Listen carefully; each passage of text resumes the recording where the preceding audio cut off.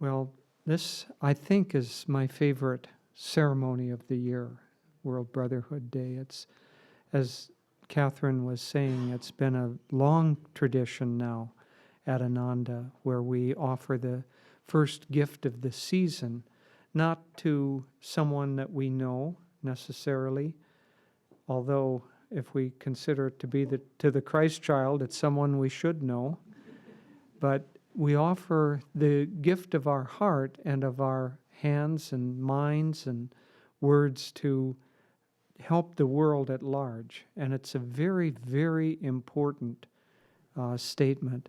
This year especially, it's important that we do this. You know, in disaster planning, they plan for the 50-year flood, or if they're really, really concerned, they plan for the 100-year flood.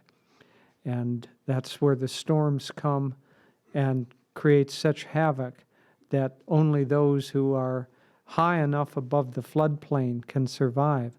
Well, economically and in other ways, the world is now experiencing that 100-year flood.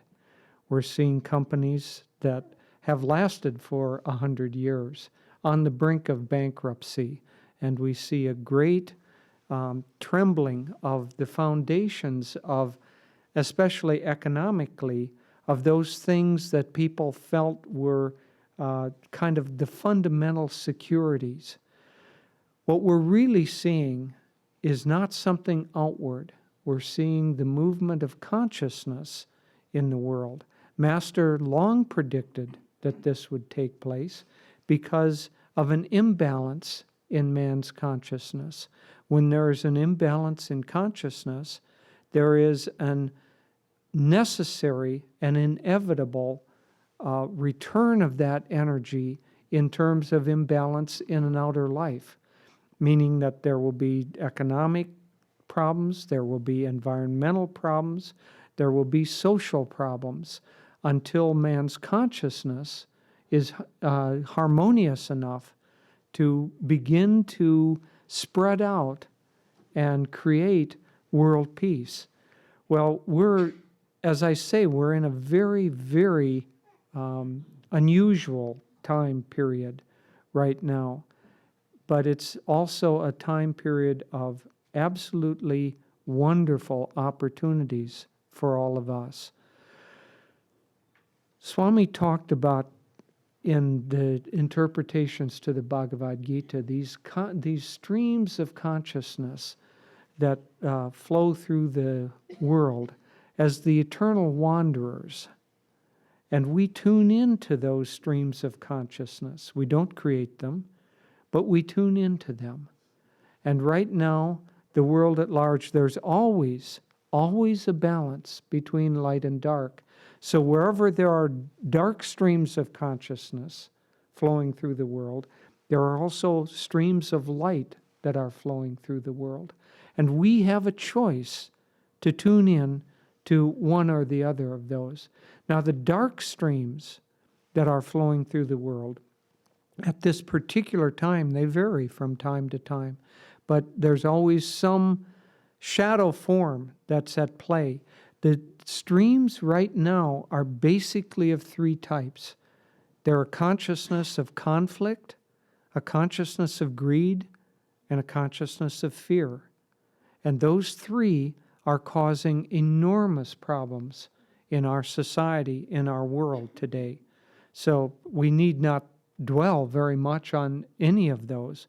The conflict is obvious. It's not just the conflict of the terrorists who blow up these beautiful hotels in Mumbai and kill hundreds of people. It's not just in the conflicts between classes and economic stratus in society. It's conflict within the minds and hearts of people everywhere. We cannot achieve success in conflict by more conflict. We cannot wipe out terrorism by building bigger bombs and smarter bombs in order to kill more and more terrorists so that we eliminate the problem. It simply does not work that way.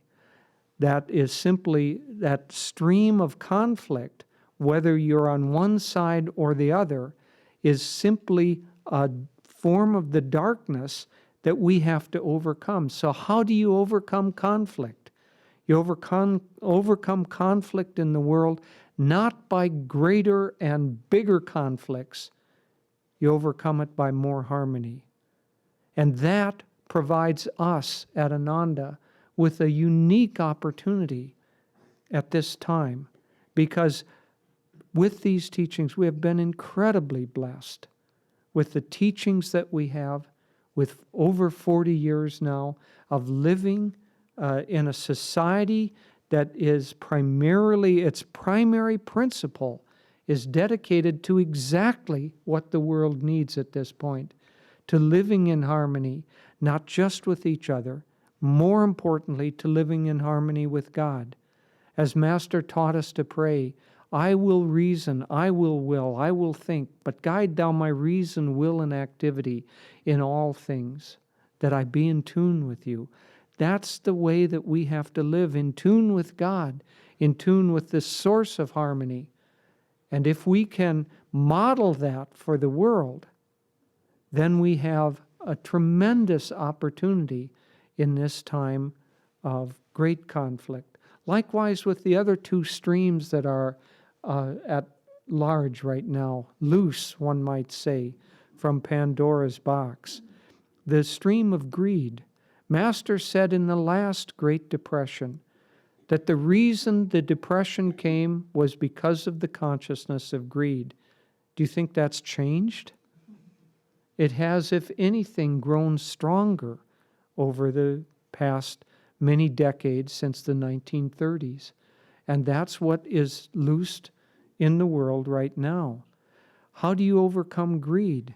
You overcome greed by giving, not by taking. The problem with conflict, the problem with greed, and ultimately the conflict with fear is it turns the energies in on yourself, and it pits you against your neighbor, against the neighboring countries, against everybody else, and it shatters the world into separate fragments.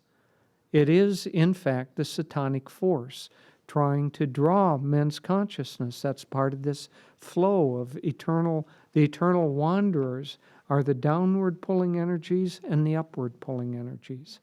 And so those downward pulling energies are trying to whisper to us solutions that seem like solutions, but that aren't. So they're whispering for conflict.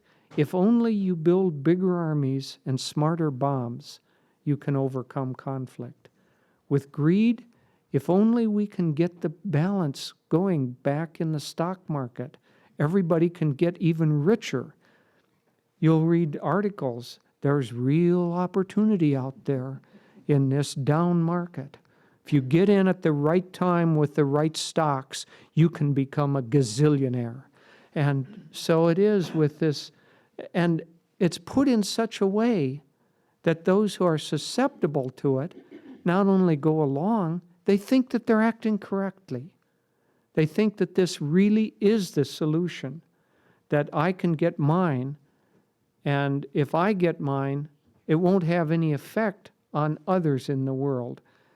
Or somehow, if I get more and more and more of what I can accumulate, it will actually be beneficial. It'll, give a model of what the others should aspire to, or something like that. But the solution to greed is not more greed, just as the solution to conflict is not more conflict. The solution to greed is self-offering. And it's the caring about other people. It's the awakening of the heart quality in us and the expansion of that heart quality in kindness and compassion and caring about others. Greed contracts the heart. And what we need to do to combat that is to expand the heart. And likewise with fear. The solution to fear is not to hunker down and become self-protective. It's to open ourselves up and offer ourselves with courage to help others. Most of all, what we have to do is we have to attune our consciousness to the positive flow of God. We can't do it on just a social level, but we can do it by tuning in to the eternal wanderer of the positive force. And that positive force is a spiritual force. And so if we tune in at this time to the masters, to what Master came to bring into this world, and we become channels for that, what we do is we then offer into the stream of consciousness an energy, a light, and an example that will counteract the downward pulling things. And that is why we have such an opportunity at this time. As the downward force gets stronger, there's always the balancing energy, and the upward potential is even stronger. That's why Master said that during the next Great Depression, people would be half as wealthy, they would be half as rich, but they would be more spiritual because that upward potential is there. This year especially, we have the opportunity. We've been preparing for this for 40 years, and now not just the opportunity, it's going to come again and again, and we're going to have more opportunities, let's face it. But we have a great opportunity in this time to reach out with positive consciousness, with the love of God, the love of each other, the caring about people who are going through difficult times, the desire to spread harmony into the world rather than conflict. All of these things we have been preparing to be able to do. And that's what this day especially represents, World Brotherhood Day, where we gather together, and in a very practical way, we typically ask that everybody give a day's wages to the spread of this upward consciousness out into the world. If we put our energy and our consciousness on the line now, what we have to understand is that we aren't acting alone. We're acting as a manifestation of this great wave of consciousness, this great energy of spirituality that is in the potential form and is waiting like lightning. You know, the way lightning happens is that in the clouds, tremendous amounts of energy gather, and it's just waiting there to be released. And so what happens in a lightning strike is that a tiny little thread of energy goes up from the earth into that cloud, and then the huge lightning bolt follows that thread down. And that's what we see as the lightning strike. Well, we're the tiny little thread reaching up into that positive energy of God's will and God's consciousness that is in there, imminent, in potential, waiting to bring, in this case, not a destructive bolt, but a bolt of light into the world to uplift consciousness. This is a tremendous opportunity for us, and we must, if we're to be in tune with God, we must grab this opportunity and be a channel for light. That especially is the challenge and the blessing that awaits us in this coming year. And it's not a curse, the old Chinese proverb of, may you be born in interesting times. We've all chosen this on some level, and so it's here, and it's a great blessing. And let's all, especially in this year, be channels for light and channels for love and for the consciousness that Master has so wonderfully and so beautifully given us. God bless you. I want to just share with you all now a little bit about what this evening represents as far as what we are contributing to. You know, as I sit here and look outside, now it's dark out, but there was this blizzard going on, and here we were within this beautiful temple of our expanding light, but more importantly, centered within ourselves. and the winds of adversity may howl and the storms may shriek around us, but there's a center of peace and joy. And, you know, Ananda represents just, Swami has often used this illustration of if there's a vast frozen lake, you don't break through that lake by the ice, by jumping up and down and trying to smash it, but take a little fine ice pick and drill down and you'll reach the ocean of spirit underneath. And that's really what Ananda is. This world is, by and large, frozen in delusion, but there is the ocean of spirit which flows underneath everything. And what Ananda is helping through the few of us that are represented here in this room that are trying to live a life for God, trying to spread world brotherhood, we represent that fine little ice pick that is breaking down the frozen consciousness of delusion and showing other people the potential for living in spirit.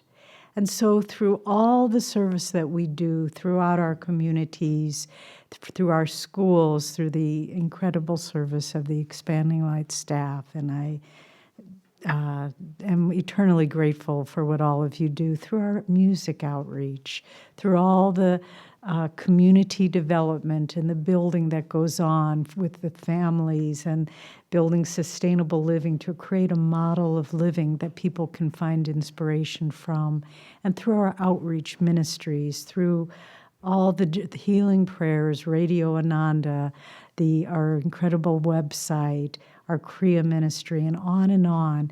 This outreach is reaching people beyond what we can imagine. And I want to just share with you some testimonials. Maria Warner has, as you know, is our charge of our website, just sent me recently some comments from people in America and throughout the world.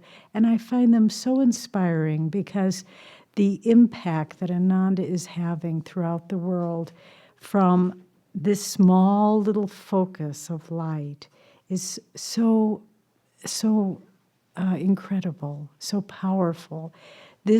In this month alone, mid-November to mid-December, Amanda and Dave Warner made a trip down to Mexico and had an incredibly wonderful response there. They initiated 50 new people into Kriya Yoga, 65 new disciples. And it looks like we're going to have a very powerful center in Mexico City. Jyotish and I had a little break, and while we were in Half Moon Bay, we got a call from Anand and Kirtani, who were in Avila, Spain, doing a big retreat there. They had, I think about 70 people at a Catholic retreat, and they gave a Kriya initiation. And the work there is being led by two people who many of us know, Tino and Teresa. And she said, can we make them ministers? They're just spreading the work here. So Mexico, Spain. And then I want to share with you just some of these comments really globally to give you a feeling of what is being accomplished through this focused service to the light of our gurus. First, just from California, from America. This is from a young man. I thank you for your great Sunday services, videos, and lessons on aiding the development of my self-realization. Being a teenager in America, I found it to be a unique challenge to stay above the senses. But through daily meditation and the encouragement I find through Ananda, I will prevail in accomplishing my ultimate goal in finding deep oneness with God in this lifetime. Another woman writes, I started my spiritual journey with Ananda at the Expanding Light in January 2003, even though at the time I did not realize I was seeking spirituality. Over the next several years, I was able to awaken my consciousness to understand that Ananda and the Expanding Light were the doorways to finding my guru and the possibility of divine bliss. I am able to take advantage of the many online tools, resources, free downloaded talks and readings, and a plethora of treasures that help me feel connected to God and Guru amidst trying personal circumstances. I've also used the Healing Prayer Ministry for myself and others. There are so many amazing and powerful ways for devotees to connect to our work. I so deeply appreciate this being so accessible to all. In gratitude to Ananda Sangha worldwide for all that it provides, please accept this heartfelt donation. I want to give back and make sure the magnificent resources I was able to use can continue to open doors for fellow truth seekers everywhere. Another person writes, I'm making this gift. These are all online donations or correspondence. I'm making this gift in appreciation for your healing prayers for Aiden Dawn, a 9-year-old boy involved in a tragic accident. He's making a miraculous recovery, and I am sure it is due in part to the loving vibrations and healing energy sent through your prayers. Thank you so much for all you do for people in need everywhere. You are truly making the world a better place. Blessings to you all. Another person in America writes, I love Radio Ananda. It is like a dear friend and a daily reminder. Now let's go beyond America. These are some things that we've gotten from all over the world. This one is from Bolivia. I love that the website exists, and I bless all who make it possible for us mortals to learn about this marvelous teachings in this manner. From Australia. I love everything on the Ananda site. It is a source of peace, help, motivation, and inspiration. Mostly, it makes me feel closer to Yogananda. From Great Britain. This was sent in right after we did the live broadcast of the farewell satsang that Swami did here in the Expanding Light Temple. Well done, everyone, on broadcasting Swami's sermon today. It's great to feel this close to you all. This is from India. Ananda Society is doing very significant work for the better tomorrow, and I support that. This is from the Cameroons. I like the free online books that enable me to read books I can hardly find in my country. Thank you, thank you. And this was from Bharat. He sent this in. It was from the meditation support. This is from Ethiopia. Dear Mr. Cornell, I am indeed one of those who have benefited a lot from Ananda's website. Sadly, I live in far-off Ethiopia, where we do not have means to send money abroad, no credit card system or personal international bank accounts. I can only receive. Hence, please accept my blessings instead. It is my prayer that these financial hurdles be overcome. I hope to be in the future to be able to live abroad or to be able to contribute in some other way. Thank you again, and keep the good work coming. And finally, from France, I am making this donation because I want to support the continuation of Ananda always. These were emails that came in the last 2 weeks, not from a year, not for several years, 2 weeks of people around the world being touched. So what we are giving today represents something far more than what we see with our eyes, but it represents what we feel with our hearts, and that's the potential for world brotherhood and for the universal Christ consciousness to be a living reality in this world. And we need, with all humility, to understand that the work that's happening through all of our efforts is making an incredible difference in this world. So thank you for all that you do. Thank you for coming out in the middle of a big snowstorm, because we believe in the potential of a new world, and we are making it happen. God bless you.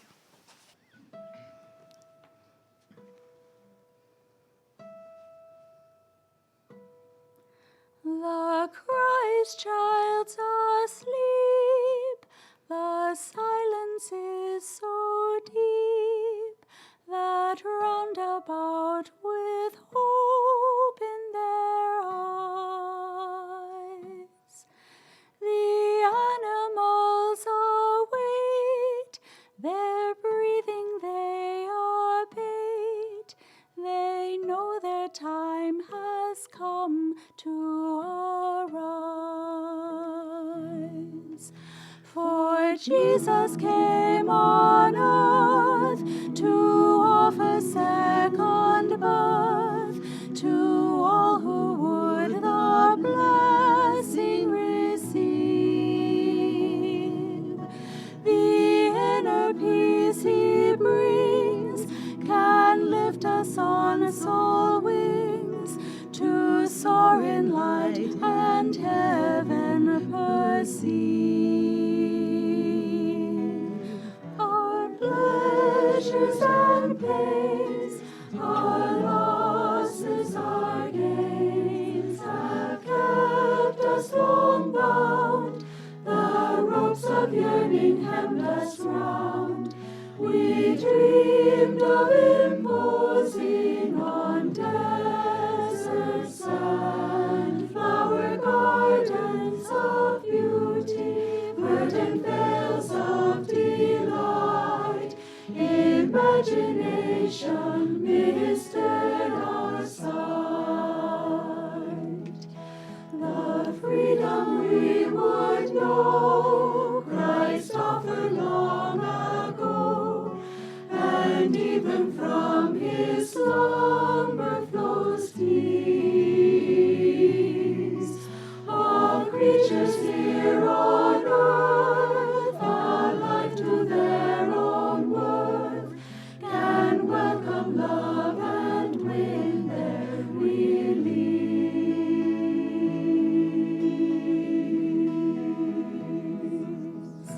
The Christ child's asleep, the silence is so deep that round about with hope in their eyes, the animals awake, their breathing they abate, they know their time has come to arise. For Jesus came on earth to offer second birth to all who would the blessing receive.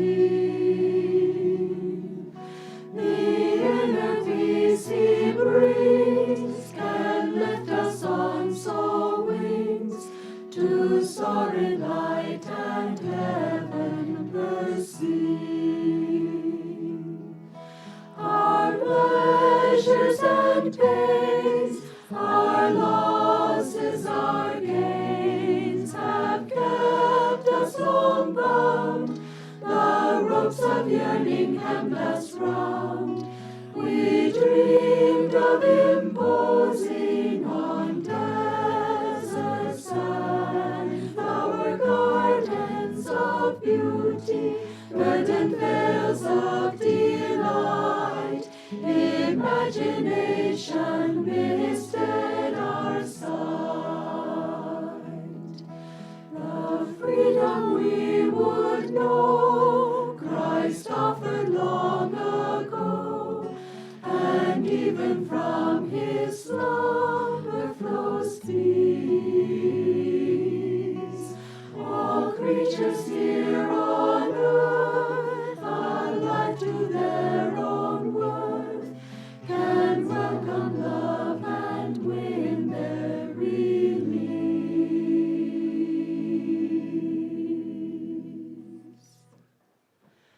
The Christ child's asleep, the silence is so deep that round about with